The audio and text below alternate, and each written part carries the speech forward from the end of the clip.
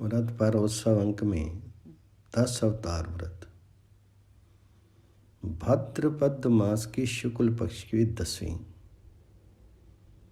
ये व्रत भाद्रपद मास के शुक्ल पक्ष की 10वीं को किया जाता है। इस दिन किसी पवित्र जलाशय या नदी में स्नान करके देव और पितरों का तर्पण करना चाहिए और अपने हाथ से पुए बना करके भगवान जी के 10 अवतारों मत्स्य अवतार, कूर्म अवतार, वराह अवतार, नरसिंह अवतार, वामन अवतार, परशुराम अवतार, श्री राम अवतार, श्री कृष्ण अवतार, बुद्ध अवतार और कलिक की मूर्ति का यथाविधि पूजन करें तथा पुओं का भोग लगावें। 10 अपूप देवता के लिए, 10 ब्राह्मण के लिए और 10 अपने लिए रख करके भोजन करें। इस प्रकार 10 वर्ष तक ये व्रत करना चाहिए। अपूप के स्थान पर प्रतिवर्ष बदल बदल कर पदार्थों का भोग लगाया जाता है। इस प्रकार 10 वर्ष तक ये व्रत करने से विष्णु लोक की प्राप्ति होती है। व्रत पर उत्सव अंक में वामन जयंती महोत्सव। वामन द्वादशी व्रत भाद्रपद मास के शुक्ल पक्ष की द्वादशी। भाद्र मास के शुक्ल पक्ष की द्वादशी वामन द्वादशी वामन जयंती के रूप में मनाई जाती है। श्रीमद् भागवत पुराण के अनुसार जिस समय वामन भगवान ने जन्म ग्रहण किया उस समय चंद्रमा श्रवण नक्षत्र पर थे। भाद्रपद मास के शुक्ल पक्ष के श्रवण नक्षत्र वाली द्वादशी थी। अभिजीत मुहूर्त में भगवान जी का जन्म हुआ था और सभी ग्रह, नक्षत्र तथा तारे भगवान जी के मंगल में जन्म को सूचित कर रहे थे।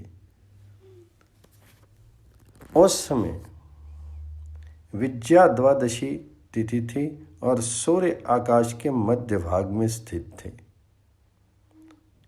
व्रत का विधान इस प्रकार है।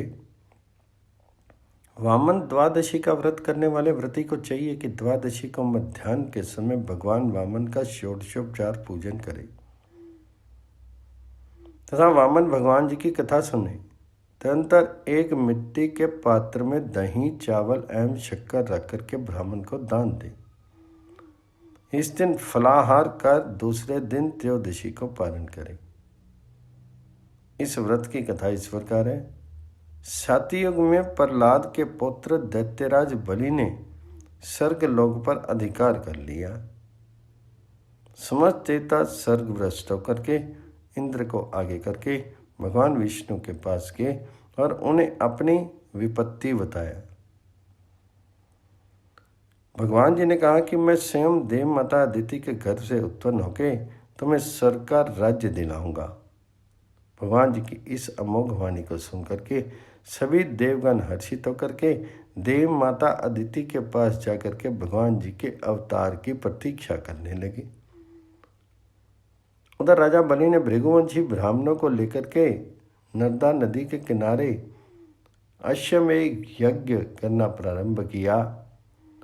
इधर भगवान जी के अवतार का समय जानकर कर सभी ग्रह नक्षत्र अपनी शुभ स्थितियों में आ गए। आकाश में शंख, ढोल, मृदंग बजने लगे और इस प्रकार अजन्मा भगवान श्री हरि का भाद्रपद मास के शुक्ल पक्ष में द्वादशी को वामन अवतार हुआ। भगवान जी ने जब सुना कि बलि यज्ञ कर रहे हैं तो वे बाल ब्रह्मचारी के वेश में बलि की यज्ञशाला में पहुंचे। उनके तेजों में स्वरूप को देख करके बलि ने अर्घ्य, पाद्य, आसन आदि देकर के उनका षोडशोपचार पूजन किया तथा चरणोदक ग्रहण किया। उसके बाद उनकी वंदना करके बलि बोले, हे ब्राह्मण कुमार, आप गौ, स्वर्ण, भूमि, रथ, अश्व, गज आदि जो कुछ भी चाहे मांग ले। तो वामन भगवान जी ने कहा, हे दैत्येंद्र, आप प्रहलाद वंश के हैं और मुंह मांगी वस्तु देने वालों में श्रेष्ठ हैं। इसलिए मैं आपसे थोड़ी सी पृथ्वी केवल अपने पैरों से 3 डग मापता हूँ। मैं आपसे इससे अधिक नहीं चाहता, क्योंकि आवश्यकता से अधिक प्रतिग्रह पाप है।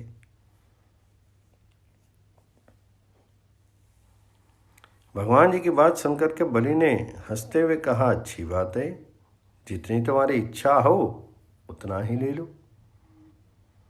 ये कहकर के वे जैसे संकल्प करने चले, वैसे ही दैत्य गुरु शुक्राचार्य ने उन्हें ये कहते हुए रोक दिया कि ये स्वयं भगवान श्री हरि हैं। 3 डग में तो ये सारा ब्रह्मांड नाप लेंगे और तुम्हें राज्यश्री से हीन कर देंगे। इस पर बलि ने कहा, जिनके लिए यज्ञ याग आदि किए जाते हैं वे भगवान विष्णु यदि स्वयं उपस्थित हों, दान प्राप्ति की इच्छा कर रहे हैं, तो मैं अवश्य दूंगा। इस पर शुक्राचार्य ने बलि को शाप दे दिया कि मेरी आज्ञा का उल्लंघन करने के कारण तुम श्रीहीन हो जाओगे।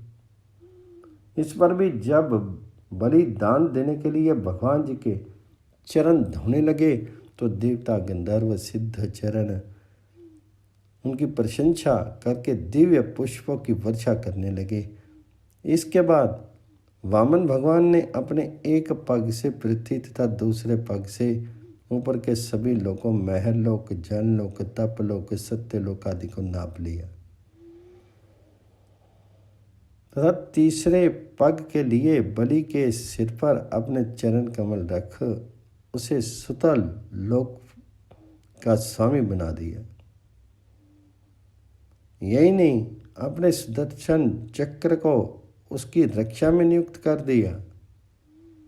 राजा बलि ने सदैव दर्शन देने का वरदान भी प्राप्त कर लिया। वामन भगवान जी के इस अद्भुत अवतार चित्र को श्रवण करने वाला परम गति को प्राप्त करता है। व्रत पर उत्सव अंक में अनंत चतुर्दशी भाद्रपद मास के शुक्ल पक्ष की चतुर्दशी। भाद्रपद मास के शुक्ल पक्ष की चतुर्दशी को अनंत चतुर्दशी कहते हैं। इस दिन अनंत भगवान जी की पूजा की जाती है और अलौना अर्थात नमक रहित व्रत रखा जाता है। इसमें उदय व्यापनी तिथि ली जाती है। पूर्णिमा का समायोग होने से इसका फल और बढ़ जाता है। व्रत का विधान इसका इस प्रकार है।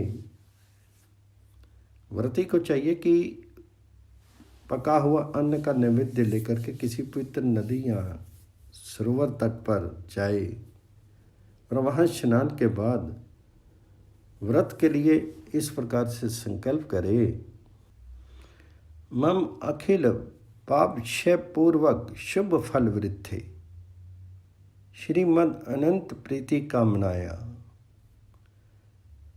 अनंत व्रतम अहम कृष्य। ऐसा संकल्प करके यथा संभव नदी तट पर भूमि को गोबर से लीप करके वहाँ कलश स्थापित करके उसकी पूजा करें। तत्पश्चात कलश पर शेषशाही भगवान विष्णु जी की मूर्ति रखे और मूर्ति के सम्मुख 14 ग्रंथि युक्त अनंत सूत्र रखे। इसके बाद ओम अनंताय नमः इस नाम मंत्र से भगवान विष्णु सहित अनंत सूत्र का षोडशोपचार पूर्वक पूजन करें। इसके बाद उस पूजित अनंत सूत्र को निम्न मंत्र पढ़ करके पुरुष दाहिने हाथ और स्त्री बाएं हाथ में बांध ली। अनंत संसार महासमुद्रे मग्नान सम्युद्धत वासुदेव अनंत रूपे विनियोजित आत्मा अनंत रूपाए नमो नमः। अनंत सूत्र बांधने के अनंतर ब्राह्मण को नैवेद्य देकर के स्वयं ग्रहण करना चाहिए और भगवान नारायण का ध्यान करते हुए घर जाना चाहिए। पूजा के अनंतर परिवारजनों के साथ इस व्रत की कथा सुननी चाहिए तथा इस प्रकार से मंत्रों से भगवान अनंत की प्रार्थना करनी चाहिए। नमस्ते देव देवेश, नमस्ते धरणीधर, नमस्ते सर्वनागेंद्र, नमस्ते पुरुषोत्तम। इस व्रत की कथा इस प्रकार है। प्राचीन काल में सुमंतुम नाम के एक विशिष्ट गोत्रीय मुनि थे। उनकी पुत्री का नाम शीला था। पुत्री यथा नाम तथा गुण अर्थात अत्यंत सुशील थी। सुमंतु ने उसका विवाह कौंडिन्य मुनि के साथ किया था। शीला ने भाद्रपद मास के शुक्ल पक्ष की चतुर्दशी को अनंत भगवान जी का व्रत किया और अनंत सूत्र को अपने बाएं हाथ में बांध लिया। भगवान अनंत की कृपा से शीला और कौंडिन्य के घर में सभी प्रकार की सुख समृद्धि आ गई और उनका जीवन सुखमय हो गया। दुर्भाग्यवश एक दिन कौंडिन्य मुनि ने क्रोध में आकर के शीला के हाथ में बंधा अनंत सूत्र तोड़ करके आग में फेंक दिया। इससे उसकी सब धन संपत्ति नष्ट हो गई और वह बहुत दुखी रहने लगे। एक दिन अत्यंत दुखी होकर के कौंडिन्य मुनि वन में चले गए और वहाँ वृक्षों, लताओं, जीव जंतुओं सबसे अनंत भगवान जी का पता पूछते रहे। ध्यानिदान भगवान अनंत ने वृद्ध ब्राह्मण के रूप में कौंडिन्य मुनि को दर्शन दिया और उनसे अनंत वर्ष करने को कहा। शीला और कौंडिन्य मुनि दोनों ने अनंत व्रत को किया और पुनः वे सुखपूर्वक समृद्धिपूर्वक रहने लगे। अनंत व्रत कथा का रहस्य भाद्रपद मास के शुक्ल पक्ष की चतुर्दशी तिथि को संपन्न होने वाले इस व्रत के महत्व को भगवान श्री कृष्ण ने युधिष्ठिर से सोदाहरण प्रस्तुत किया है। जब युधिष्ठिर अपने भाइयों एवं द्रौपदी के साथ वनवास में अनेक कष्ट सह रहे थे, उस समय श्री कृष्ण ने उन्हें कष्ट से छुड़ाने के लिए अनंत व्रत करने का उपदेश किया था। जिसने इस व्रत का आदर किया था उसे भी बताया था, जिसमें अनंत भगवान जी के विश्व रूप 14 ग्रंथि वाले प्रतीक रूप सूत्र के तिरस्कार का परिणाम भी है। कौंडिन्य मुनि ने अपनी पत्नी की बाहों में बंधे हुए उस अनंत सूत्र को तोड़ करके अग्नि में फेंक दिया था, जिससे वह दुर्गति को प्राप्त हुए थे। बात यह थी कि कौंडिन्य मुनि सुमंतु मुनि की कन्या शीला से विवाह करके उसके साथ अपने घर लौट रहे थे। उस समय रास्ते में ही नदी के किनारे स्त्रियों को अनंत व्रत करते हुए देख करके शीला ने भी अनंत व्रत किया और अपनी बाहों में अनंत सूत्र को बांध दिया, जिसके प्रभाव से थोड़े ही दिनों में उसका घर धन धान्य से परिपूर्ण हो गया। एक दिन कौंडिन्य की दृष्टि अपनी भार्या की बाहों में बंधे हुए सूत्र पर पड़ी, जिसे देख करके मुनि ने स्त्री से कहा, क्या तुमने मुझे वश करने के लिए ये सूत्र बांधा है? उसने कहा, नहीं, ये अनंत भगवान जी का सूत्र है। किंतु ऐश्वर्य के मध्य में क्रुद्ध होकर के कौंडिन्य ने उसे तोड़ करके आग में फेंक दिया। प्रातः लोग धन के मद में मतवाले हो जाते हैं, किसी को कुछ समझते नहीं और सहसा अनुचित कार्य करने लगते हैं, जिसका परिणाम होता है शुभ कर्म से प्राप्त संपत्ति नष्ट होने लगती है। कौंडिन्य की भी यही स्थिति हुई, जिसके कारण वह दीनहीन होकर के पत्नी से परामर्श करके अपने दोष का मार्जन करने के लिए अनंत भगवान से क्षमा मांगने हेतु घर छोड़ करके वन में चली गई। रास्ते में जो कोई मिलता उससे अनंत भगवान जी का पता पूछते थे, किंतु अनंत देव का पता न मिलने पर वे निराश होकर के वृक्ष की शाखा में लटकने जा ही रहे थे कि उसी समय एक वृद्ध ब्राह्मण ने उन्हें रोक दिया और कहा,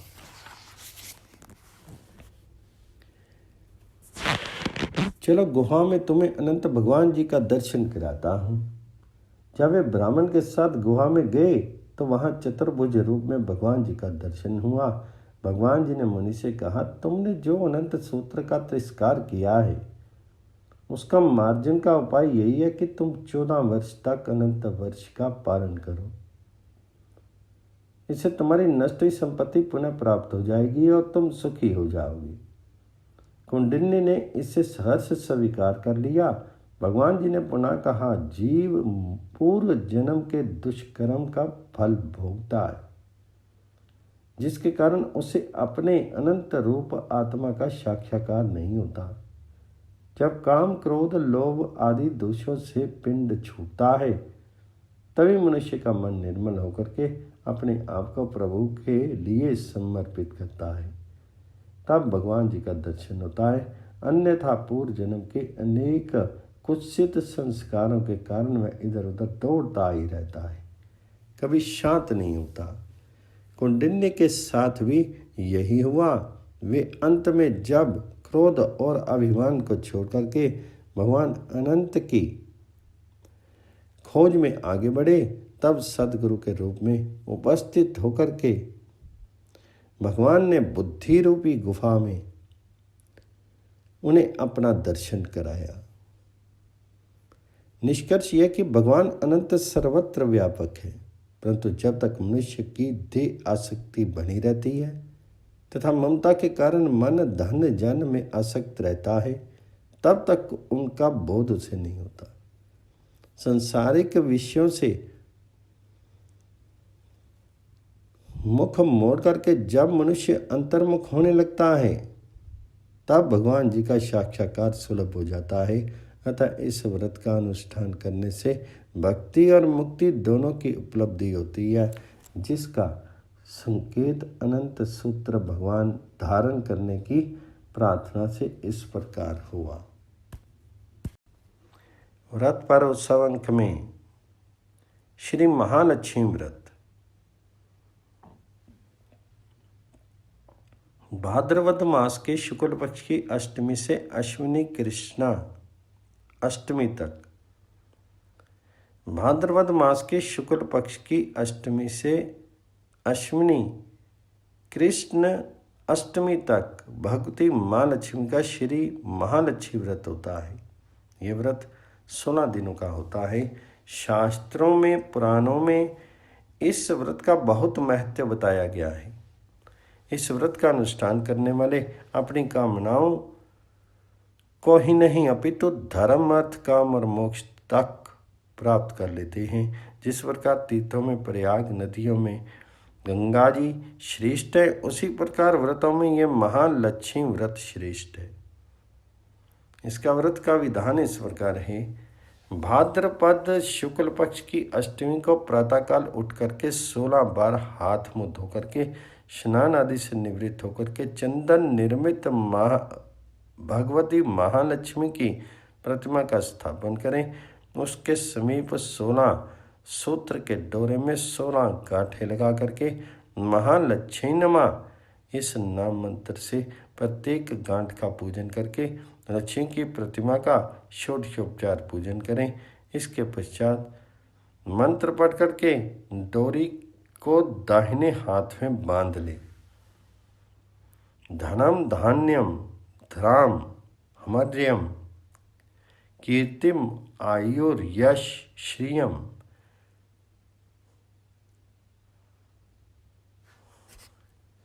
तुर्मान दंतीन पुत्रान महालक्ष्मी प्रयच्छ में 16 दूर्वा और 16 अक्षत लेकर के कथा सुने।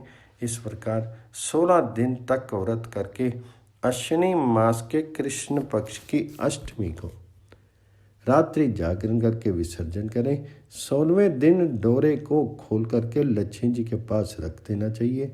इस व्रत में एक बार फलाहार किया जाता है तथा आटे के 16 दीपक बना करके दक्षिणा के साथ ब्राह्मणों को दान किया जाता है।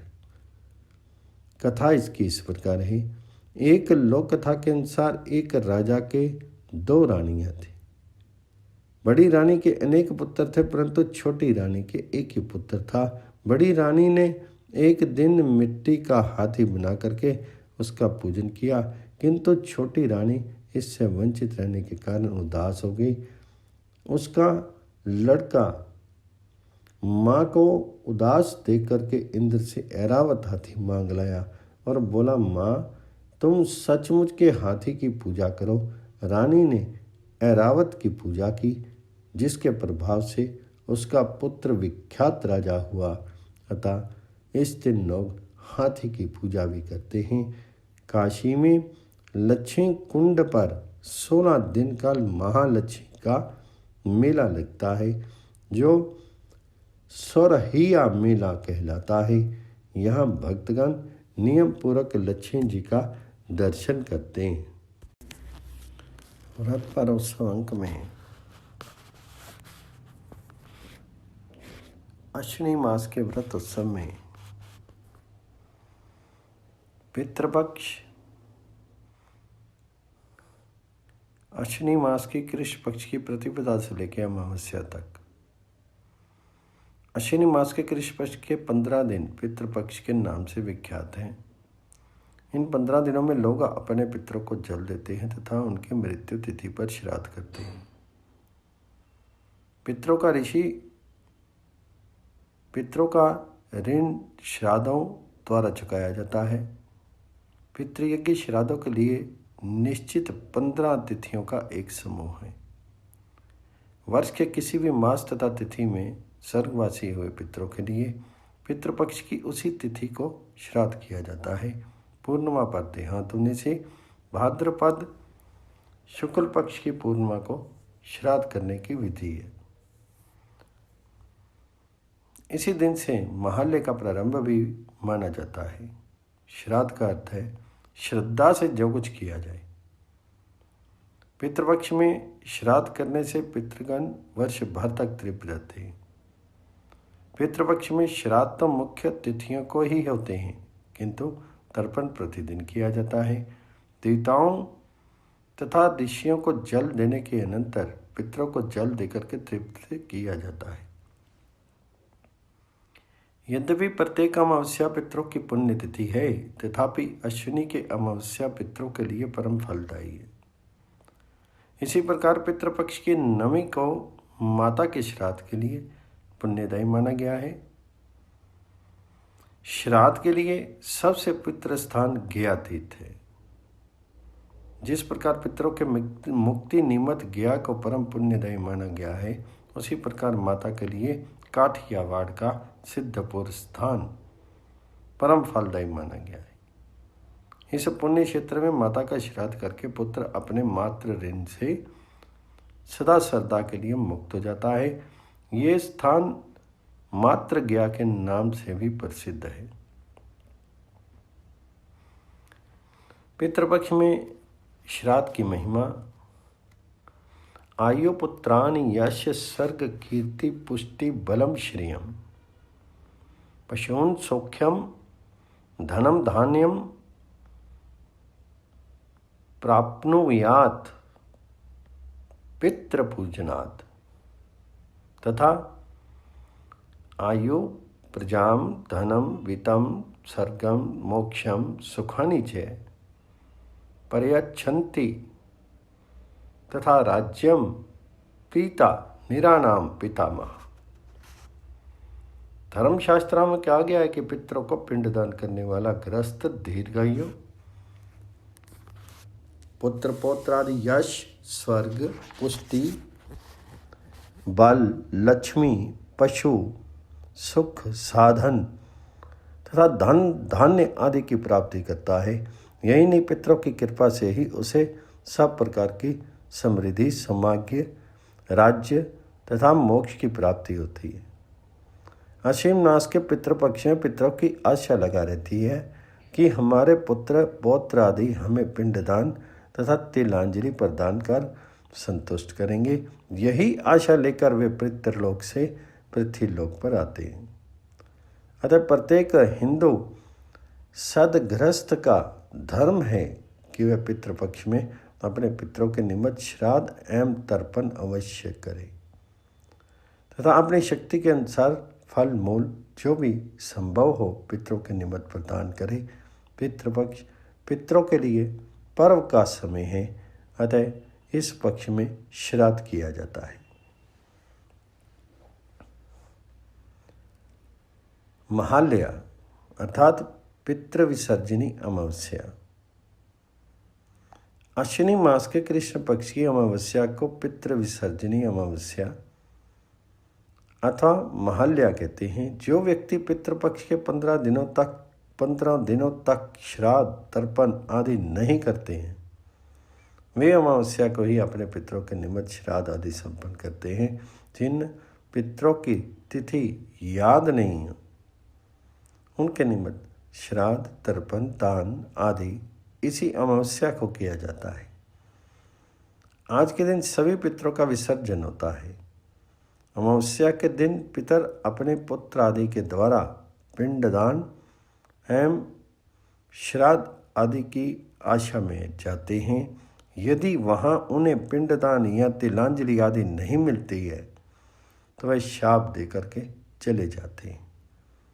अतः एकदम श्राद्ध का परित्याग ना करें, पितरों को संतुष्ट अवश्य करें। श्राद्ध में ब्राह्मण समस्त लक्षणों से संपन्न, विद्या शील एवं सद्गुणों से संपन्न तथा 3 पुरुषों पीढ़ियों से विख्यात ब्राह्मणों के द्वारा श्राद्ध संपन्न करें।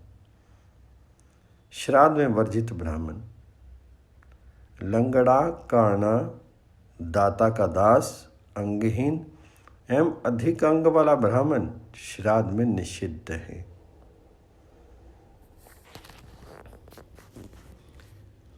देव कार्य, पूजा पाठ आदि में ब्राह्मणों की परीक्षा ना करें, किंतु पितृ कार्य में अवश्य करें। श्राद्धकर्ता के लिए वर्जित। जो श्राद्ध करने के अधिकारी हैं, उन्हें पूरे 15 दिनों तक शौर कर्म नहीं कराना चाहिए। पूर्ण ब्रह्मचर्य का पालन करना चाहिए। प्रतिदिन स्नान के बाद तर्पण करना चाहिए। तेल, उबटन आदि का उपयोग नहीं करना चाहिए। दातन करना, पान खाना, तेल लगाना, भोजन करना, स्त्री प्रसंग, औषध सेवन और दूसरे का अन्न, ये 7 श्राद्धकर्ता के लिए वर्जित है। श्राद्ध में पुत्र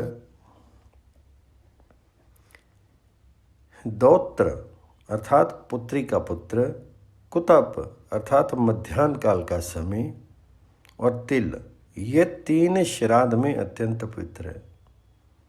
और क्रोध, अध्वगमन अर्थात श्राद्ध करके एक स्थान से अन्यत्र दूसरे स्थान में जाना एवं श्राद्ध करने में शीघ्रता, ये 3 वर्जित है। श्राद्ध में अन्न, मनुष्य जिस अन्न को स्वयं भोजन करता है उसी अन्न से पितर और देवता भी तृप्त होते हैं। पकाया हुआ अथवा बिना पकाया हुआ अन्न प्रदान करके पुत्र अपने पितरों को तृप्त करे। पितृपक्ष में श्राद्ध, इस पक्ष में पिता की तिथि को पार्वन श्राद्ध करना चाहिए। पार्वणी भव पार्वणा, महालय में एकोदश श्राद्ध नहीं होता। जो पार्वन श्राद्ध ना कर सके वह कम से कम पंचबलि निकाल करके ब्राह्मण भोजन ही कराए, जिसका विधान इस प्रकार से दिया गया है। बहुत से व्यक्ति पार्वन श्राद्ध नहीं करा करके केवल ब्राह्मण भोजन ही करा देते हैं। उनका नियम इस प्रकार है। श्राद्ध के निमित्त पाक तैयार होने पर एक थाली में 5 जगह थोड़े थोड़े सभी प्रकार के पाक परोस करके हाथ में जल, अक्षत, पुष्प, चंदन लेकर के संकल्प करना चाहिए। उसके बाद पंचबलि विधि है। गोबली अर्थात पत्ते पर मंडल के बाहर पश्चिम की ओर मंत्र पढ़ते हुए सवे होकर के गोबली पत्ते पर दें।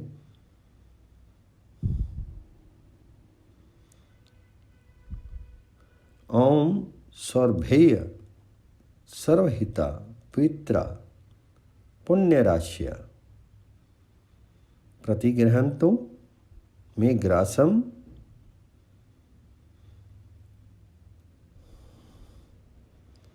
गाव त्रिलक्य मात्र इदम गोभ्यो नाममा। दूसरा है शान बलि अर्थात पत्ते के ऊपर वो भी जनेऊ को कंठी पर निम्नलिखित मंत्र से कुत्तों को भी बलि देनी चाहिए।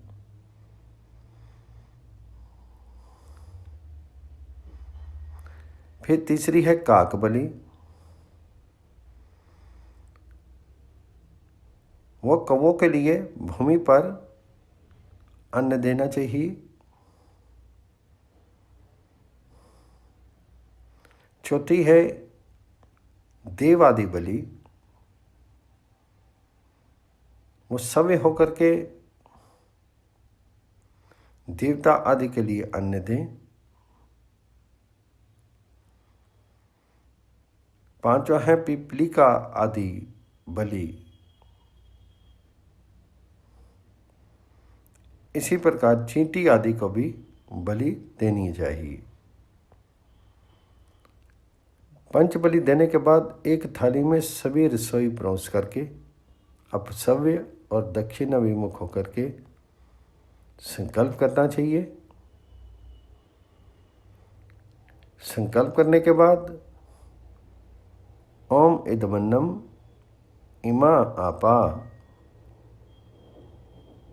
इदमाज्यम इदम हवि, इस प्रकार बोलते हुए अन्न, जल, घी तथा पुनः अन्न को दाहिने हाथ के अंगूठे से स्पर्श करें। तत्पश्चात दाहिने हाथ में जल, अक्षत आदि लेकर के संकल्प करना चाहिए। पंचबली निकाल करके कौवे के निमित्त निकाला गया अन्न कौवा को, कुत्ते का अन्न कुत्ते को और सब गाय को देने के बाद फिर ब्राह्मणों के पैर धो करके उनको भोजन करावें। इसके बाद उन्हें अन्न, वस्त्र और द्रव्य दक्षिणा देकर के तिलक करके नमस्कार करें। तत्पश्चात नीचे लिखे गए वाक्य यजमान और ब्राह्मण दोनों बोलें। यजमान को कहना चाहिए कि श्राद्ध में बचे अन्न का क्या करूं, तो ब्राह्मण को कहना चाहिए अपने इष्ट मित्रों के साथ भोजन करें। इसके बाद अपने परिवार वालों के साथ स्वयं भी भोजन करें तथा भगवान जी को नमस्कार करें।